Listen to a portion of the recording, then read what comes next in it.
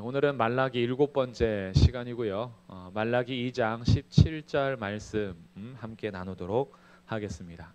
말라기는 논쟁에 대한 어떤 응답을 가지고 구성하고 있는 책이라고 말씀드렸습니다.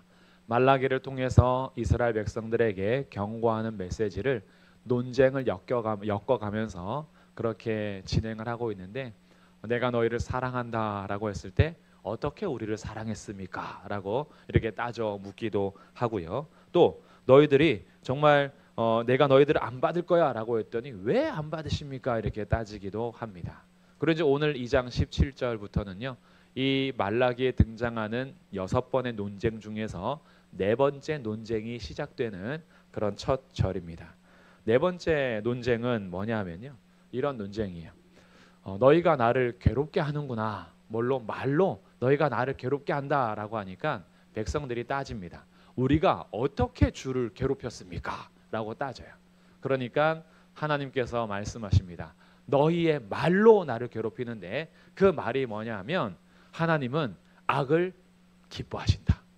정의의 하나님이 어디 계시단 말인가? 라는 말을 이들이 주고받는 거예요. 그것이 하나님을 괴롭혔다라고 합니다. 특히 괴롭혔다라는 이 단어는요, 어느 정도로 우리가 좀 생각할 수 있냐 하면 약간 탈진되었다 이렇게까지 쓸 수 있는 단어입니다. 이들이 말로 하나님을 괴롭히다 못해 탈진에 이르도록, 하나님은 피곤하지 아니하시며 지치지 않는 분이잖아요. 그러니까 우리의 심정에 따라서 표현을 하는 거예요. 너희가 말로 나를 지치게 하는구나. 너희들이 말로 나를 탈진에 이르도록 하는구나. 너희들이 말로 나를 괴롭게 하는구나. 어떻게 우리가 말로 주님을 괴롭힙니까? 하나님은 악을 기뻐하신다. 이런 말들을 했다라는 논쟁의 시작입니다. 그래서 오늘은 이 논쟁의 첫 절을 통해서 말씀을 같이 나누려고 하는데요. 그러면 이들은 왜 이런 말들을 하게 되었을까라고 한번 생각해 보면 여러 가지 이유들을 좀 찾아볼 수 있겠지만, 우리가 이런 고민들을 하면 좋을 것 같아요. 우리들도 이 세상을 살아가면서 하나님이 과연 계신가? 하나님이 정의로우신가? 하나님은 과연 이 땅의 선과 악을 잘 구분하고 계시는가? 라는 여러 가지 생각을 하게 될 때가 있습니다. 그럴 때는 어떤 경우냐 하면요, 막 넘어가고 있습니다.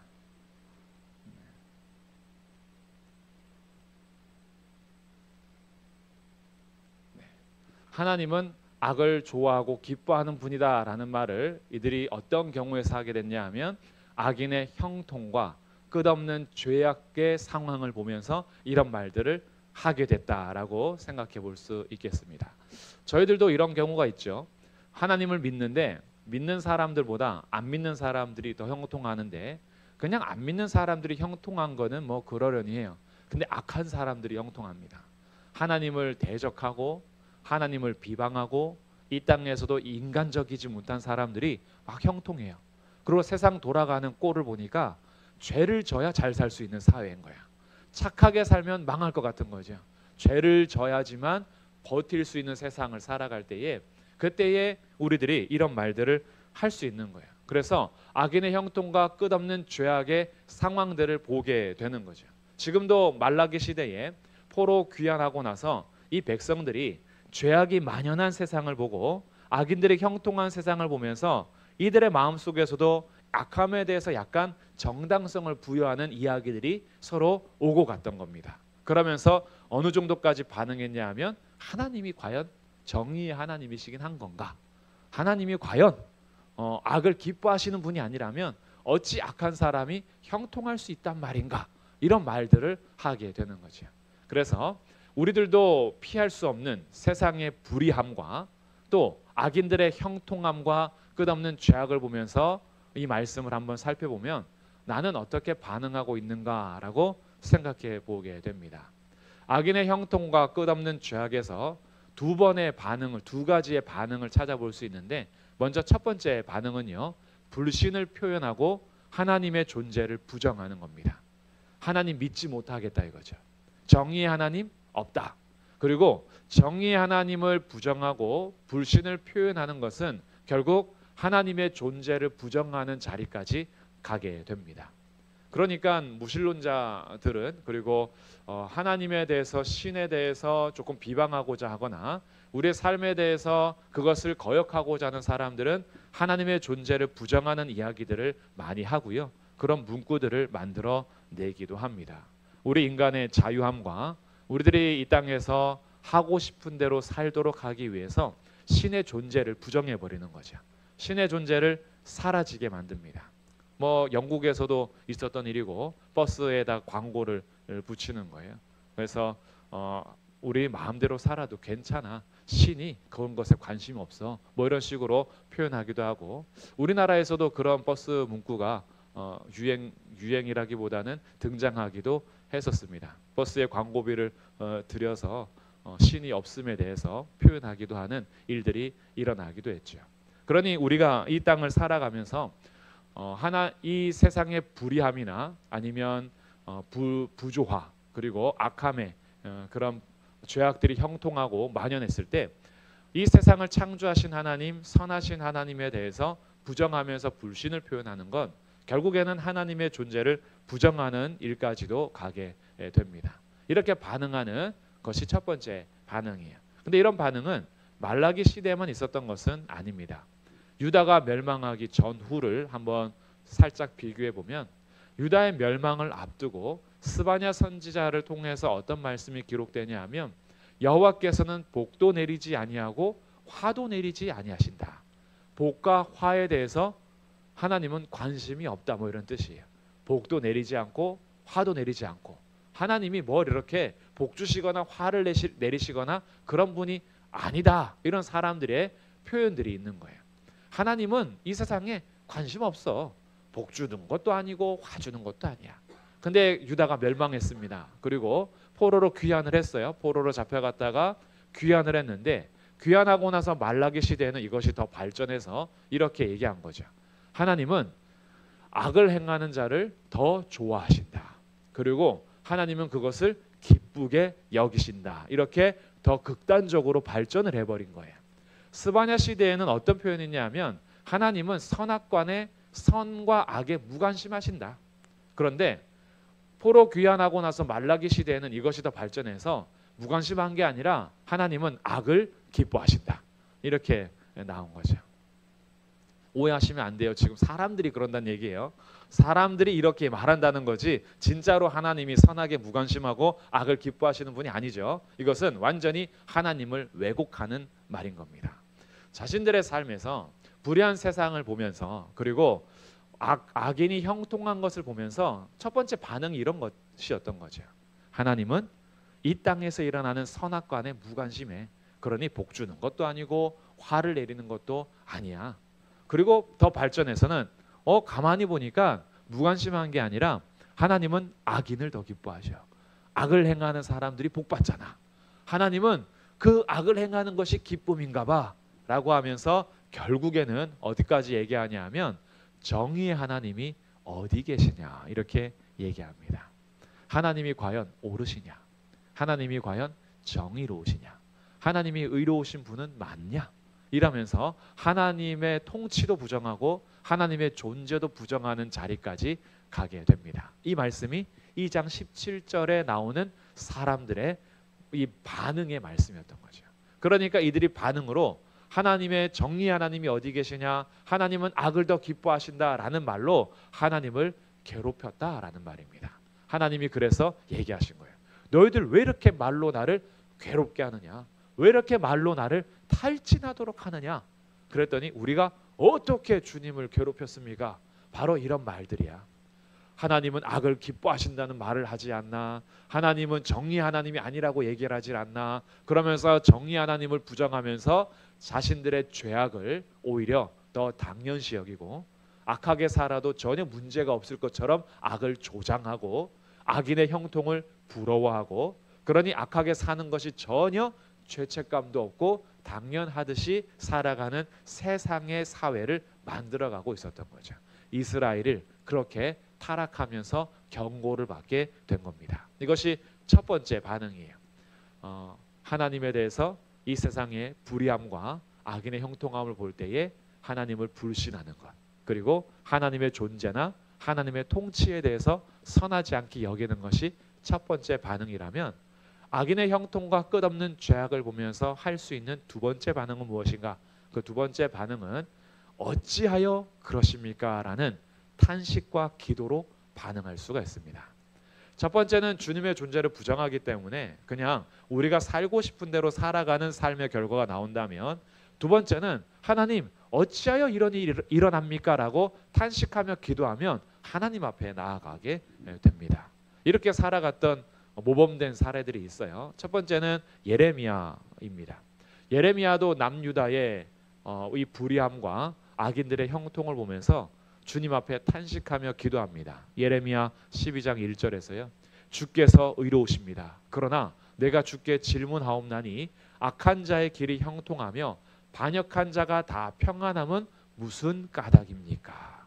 하나님, 세상이 왜 이렇습니까? 하나님, 교회가 왜 이렇습니까? 하나님, 왜 이렇게 악인이 형통합니까? 주님은 의로우신데 이 세상은 왜 이렇게 돌아갑니까? 라고 묻습니다. 하박국도요, 이 악인의 형통함과 하나님이 심판하지 않는 장면을 보면서 하박국 1장 2절에서 물었었어요. 여호와여, 내가 부르짖어도 주께서 듣지 아니하시니 어느 때까지입니까? 하나님, 선한 자들에겐 상 주시고 불의한 자들에게는 하나님 심판하셔야 되는데 어찌하여 안 들어주십니까? 왜 계속해서 악한 자가 형통합니까? 라고 주님 앞에 기도했던 모습이 하박국의 기록이 되는 거죠. 이것이 두 번째 반응입니다. 똑같은 악인의 형통과 끝없는 죄악의 상황을 보면서 한 반응은 하나님을 불신하고 부정했다면, 한 반응은 하나님 앞에 나아가 탄식하며 기도했어요. 그리고 이 장면을 우리가 잘 살펴볼 수 있는 시편 말씀을 한번 찾아볼 텐데, 시편 73편은 우리 같이 한번 보도록 하겠습니다. 아삽의 시라고 기록이 되죠. 아삽은 성전에서 찬송하는 직분을 맡은 자입니다. 오늘날로 말하면 성가대 대장이나 지휘자 이런 사람일 수도 있고요. 찬양을 작곡하고 작사하고 이런 음악을 맡은 사람이에요. 그러니 성전에서 늘 찬양하는 직분을 맡은 자니까 얼마나 성전 가까이에서 늘 예배하는 사람이었겠어요. 근데 그 예배하는 자가 오늘날 성도의 모습인 거죠. 그 성도가 어떻게 고백을 하냐 하면 73편 1절, 하나님이 참으로 이스라엘 중 마음이 정결한 자에게 선을 행하시나. 이거는 내가 믿는다 이거예요. 하나님이 정말 정결한 자에게 선을 행하시는 걸 내가 믿는다 이거예요. 그런데 현실은 괴리감이 있다는 거예요. 나는 거의 넘어질 뻔하였고 나의 걸음이 미끄러질 뻔하였으니, 왜냐하면 악인의 형통함을 보고 오만한 자를 질투하였기 때문이다. 그가 하나님을 늘 예배하며 살면서 신앙 고백이 있어요. 하나님은 마음이 정결한 자에게 선을 행하시는 분이다. 이런 분명한 신앙 고백이 있어요. 근데 현실은 악인이 형통한 거예요. 악인이 어느 정도로 형통하냐 봤더니요, 그들을 지켜봤어요. 4절부터 나오는데, 그들은 죽을 때에도 고통이 없고 그 힘이 강건합니다. 가만히 지켜봤을 때 저렇게 악하게 살다가 죽을 때는 쓰레기차 피하려다 똥차에 죽지 않을까 이랬는데 그러지 않는 거예요. 비참하게 죽을 줄 알았는데 비참하게 안 죽는 거예요. 죽을 때 오히려 고통이 없어요. 더 편하게, 더 좋은 침대에서, 더 좋은 환경에서 그렇게 그냥 죽어가는 모습을 보는 거예요. 죽을 때까지도 힘이 강건한 거예요. 5절, 사람들이 당하는 고난이 그들에게는 없대요. 엄청난 고난과 고통이 밀려오는데 악인들은 그걸 다 피해가는 거예요. 사람들이 당하는 재앙도 그들에게는 없대요. 지진이 일어나고 쓰나미가 나타나고 전쟁이 일어나는데 악인들은 다 피해 다녀. 다 살아남는 거예요. 그러면서 아니 왜 인생의 결과가 이렇지? 왜 저 선한 사람들은 죽어가야 하고 악인들은 죽을 때까지도 이런 걸 다 피해 다니지? 이것이 마음에 실족할 뻔했다는 거예요. 그들의 목걸이는 6절에 보니까 교만이에요. 교만이라는 목걸이를 차고 다니고 그들은 강포라는 옷을 입고 다닙니다. 살찜으로 그들의 눈이 솟아나며 그들의 소득은 마음의 소원보다도 많대요. 마음으로 올 한 해는 한 10억 벌었으면 좋겠다 하는데 100억 들어와. 이 악인들이 그렇게 산다는 거예요. 이들의 마음의 소원보다 막 더 잘 되는 거예요. 그러면서 이들은 교만이 하늘을 찌르겠죠. 그러니 8절에서 그들은 능욕하며 악하게 말하며 높은 데서 거만하게 말합니다. 얼마나 점점 마음이 높아지겠어요. 그러니까 가난한 사람들, 병든 사람들, 그리고 선한 사람들 다 이렇게 너네들하고 나하고는 인생이 달라, 존재가 달라, 가치가 달라라고 하면서 높은 데서 말을 한다는 거예요. 이것을 보는 그 아삽으로서 마음이 굉장히 어려운 겁니다. 12절에서는 이렇게 말하죠. 볼지어다 이들은 악인들이라도 항상 평안하고 재물은 더욱 불어나도다. 마음도 평안하고 돈도 많아지고, 뭐 세상이 원하는 거 다 갖고 있잖아요. 지금 돈이 많으면 마음이라도 좀 평안하지 않던가, 아니면 좀 평안한데 재산이 좀 폭삭 망하던가 이러면 하나님이 그래도 징계하시는구나 이럴 텐데, 아니 마음도 평안하고 재산도 불안하고, 근데 이들이 말로써 뭐라고 얘기하냐면 이렇게 말하는 거예요. 11절에 하나님이 어찌 알랴, 지존자에게 지식이 있으랴. 아까 비슷하죠. 정의의 하나님이 어디 있냐 이렇게 얘기하는 것과 비슷합니다. 하나님이 뭐 알겠어? 하나님이란 존재가 뭐 어찌 알 수 있겠어? 지존자가 뭐 지식이 있겠어? 라고 하나님을 부정하는 악인들이 이 땅에서 너무 형통한 거예요. 그래서 그가 아주 고통스럽습니다. 고통스럽고 실족할 뻔했대요. 이럴 때에 아삽이 어디에서 마음을 회복하냐 하면 17절입니다. 우리 함께 읽어보겠습니다. 17절 시작. 하나님의 성소에 들어갈 때에야 그들의 종말을 내가 깨달았나이다. 아멘. 하나님의 성소라는 이 개념은요, 어느 특정한 장소를 의미하기보다는 하나님의 임재 안에 들어가는 모든 장소를 의미합니다. 하나님 앞에 서서 그분을 만나는 모든 곳을 성소라고 칭하기 때문에 여기서는 복수 형태로 씁니다. 하나님의 성소들에 들어가서야 내가 그들의 종말을 깨달았다. 즉 내 눈으로 볼 때는 악인의 형통을 보면서 부러워하거나 질투하거나 미끄러질 뻔했는데, 나의 시선이 하나님께 고정이 되고 하나님께 나의 마음을 맞추면서 주의 성소에서 주님을 만나니까 실제를 보는 거예요. 내 눈으로 볼 수 없는 실상을 보게 됩니다. 그러면서 악인들의 형통은 부러워할 게 아니구나, 악인들이 잘 되는 것이 내가 부러움의 대상이 아니구나, 악인들이 잘 되고 평안하고 재물이 불어나고 이런 것들이 진짜 복이 아니구나. 진짜 복은 뭐냐 봤더니요, 그 다음에 이렇게 고백합니다. 눈 뜨기 전에는요, 22절, 내가 이같이 우매무지함으로 주 앞에 짐승과 같았습니다. 자기도 똑같았다는 거죠. 왜? 악인들의 형통을 보면서 마음이 뒤집어졌으니까 그들의 기준과 내 기준이 다른 게 하나도 없었던 거예요. 근데 주의 성소에서 하나님을 만나면서 깨닫게 된 것이 있는데, 23절, 내가 항상 주와 함께하니 주께서 내 오른손을 붙잡아 주셨습니다. 주의 손이 함께하는 것. 24절, 주의 교훈으로 나를 인도하시고 후에는 영광으로 나를 영접하시리니. 주님이 나를 늘 지도해 주시고 후에는 영광으로 나를 영접해 주실 것을 보게 된 거예요. 이 땅이 전부가 아니구나, 이걸 본 거죠. 그리고 눈에 보이는 형통이 진짜 형통 아니라 주님이 나와 함께 계시고 내 손 붙잡아 주시고 가르치시고 인도하시는 이것이야말로 진짜 놀라운 복이구나. 그래서 그가 이렇게 고백합니다. 25절, 하늘에서는 주 외에 누가 내게 있으리요, 땅에서는 주밖에 내가 사모하리 없나이다. 하늘에서나 땅에서나 나한테는 주님밖에 없습니다. 그러면서 복이 바뀌어요. 28절입니다. 함께 읽어보겠습니다. 시작. 하나님께 가까이 함이 내게 복이라. 내가 주 여호와를 나의 피난처로 삼아 주의 모든 행적을 전파하리이다. 아멘. 하나님께 가까이 함이 내게 복입니다. 복에 대한 개념이 바뀐 거예요.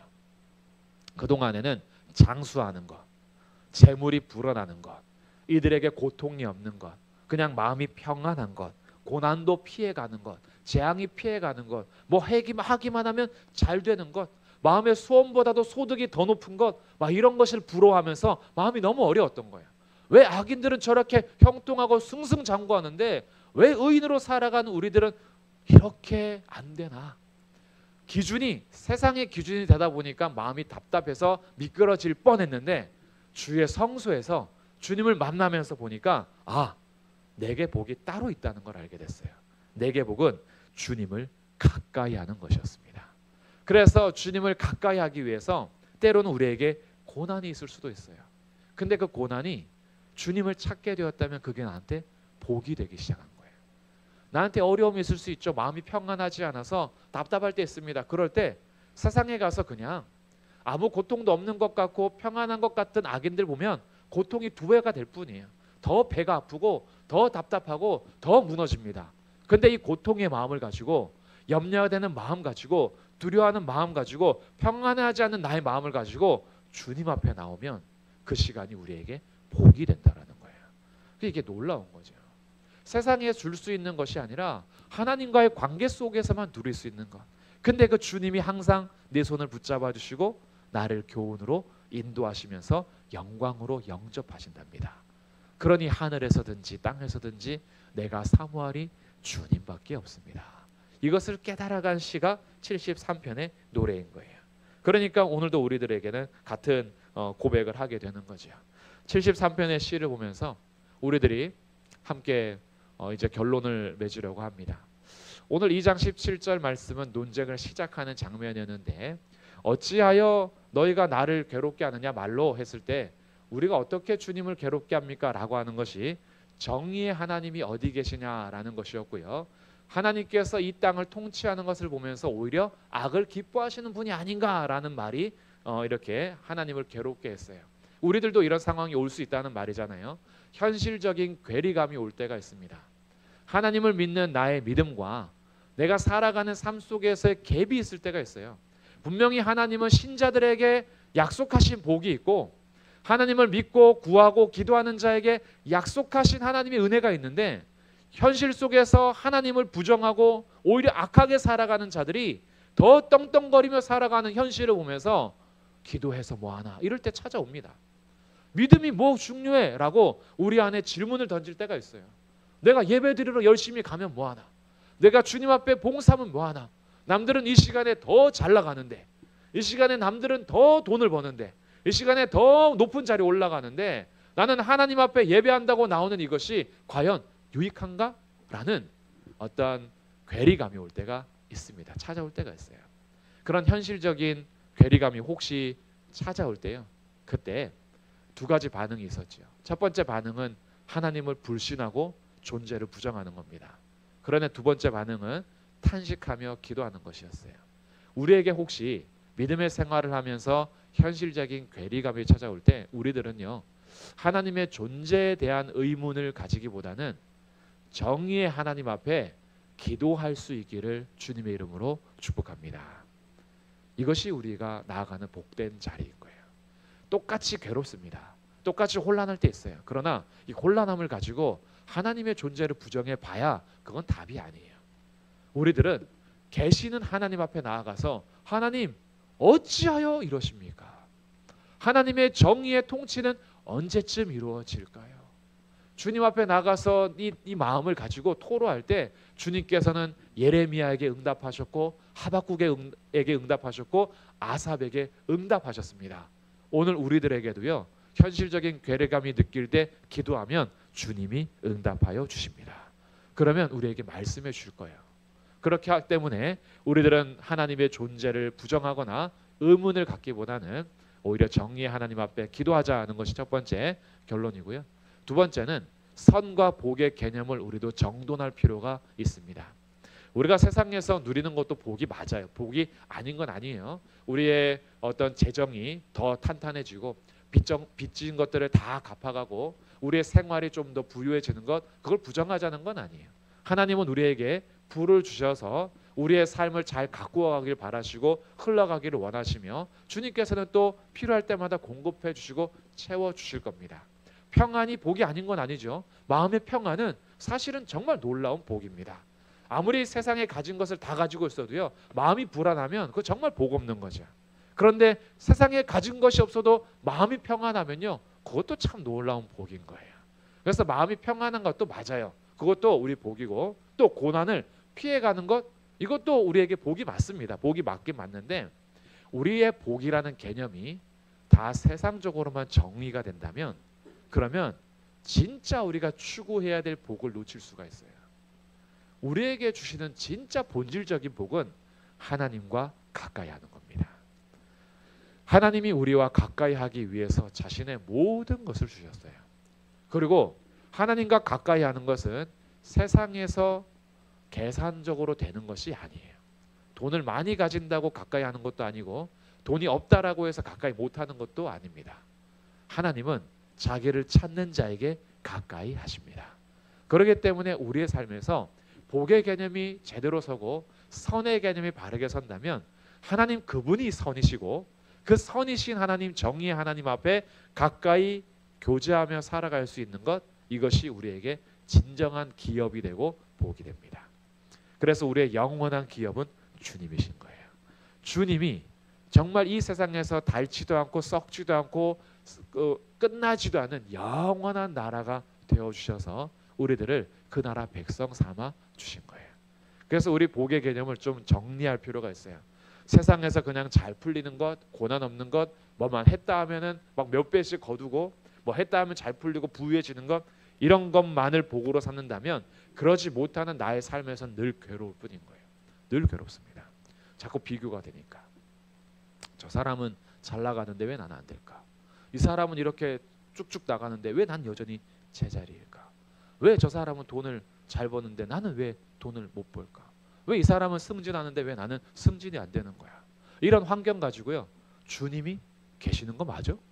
주님이 정말 내가 하나님 앞에 기도하고 예배하며 살아가는 나의 삶에 복 주시는 거 맞아? 라고 이것이 자꾸 부딪힐 때가 있어요. 그런데 그것을 초월해서 하나님과 함께하며 하나님께 가까이 하는 것이 복이라면 요즘에 무엇이 답답하십니까? 무엇 때문에 비교하면서 절망하고 계셨어요? 그 문제를 혼자서 괴로워하지 말고 주님 앞에 나오시면 그때부터 그것이 복이 됩니다. 나의 괴로운 마음을 가지고 혼자서 끙끙 앓지 말고 그걸 가지고 주님 앞에 나오면 그때부터 복이 시작이 되는 거예요. 왜? 하나님께 가까이 하는 것이 우리에게 복이기 때문입니다. 그래서 요즘에 혹시 어떤 문제가 있었는지요? 그 문제를 가지고 주님 앞에 나오면 그 나오는 그 시간부터 이미 복이 시작되는 줄로 믿으시기를 바랍니다. 마지막 세 번째예요. 그래서 우리는 하나님을 바르게 알아야 됩니다.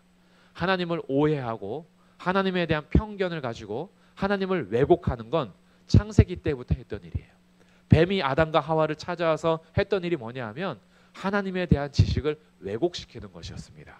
그래서 결국은 스스로 하나님이 되고자 하게 하며 하나님을 떠나게 했어요. 불신하게 하고 주의 말씀을 믿지 못하게 했어요. 결국은 불순종하고 떠나버리죠.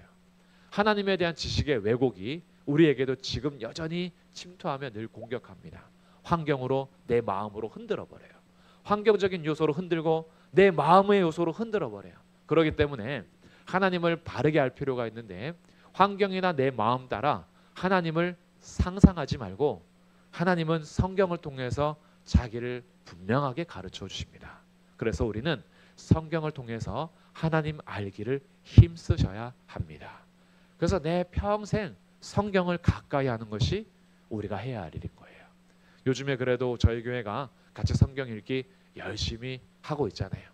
제 카톡방에 있는 분만 한 30-40명 정도가 됩니다. 아주 잘하고 계세요. 지금 다들 열심히 읽음 하면서 하고 계세요. 열심히 달려갑니다. 저도 열심히 읽고 있어요. 열심히 읽으면서 이것이 그냥 우리가 뭐 목표를 해서 몇 번 읽었다 이런 게 아니잖아요. 그때마다 매일매일 하나님 말씀을 통해서 우리 같이 어떻게 해요? 하나님을 바르게 알아간다면 그것이 우리에게 진정한 복이 됩니다. 그래서 현실적인 괴리감이 올 때에 이들처럼 정의의 하나님이 어디 계십니까? 하나님은 악을 더 기뻐하시는군요. 이렇게 하면서 불신하는 것이 아니라 오히려 그것 때문에 하나님 앞에 더 가까이 가고 하나님을 더 알아가고 하나님 앞에 붙잡힌 바 되어서 주로 인해서 이 현실적인 괴리감을 좁혀가고 그 안에서 더 눈을 떠 하나님이 보여주시는 진짜 하나님의 나라, 그 세계를 볼 수 있는 복된 삶이 되시기를 주님의 이름으로 축복합니다.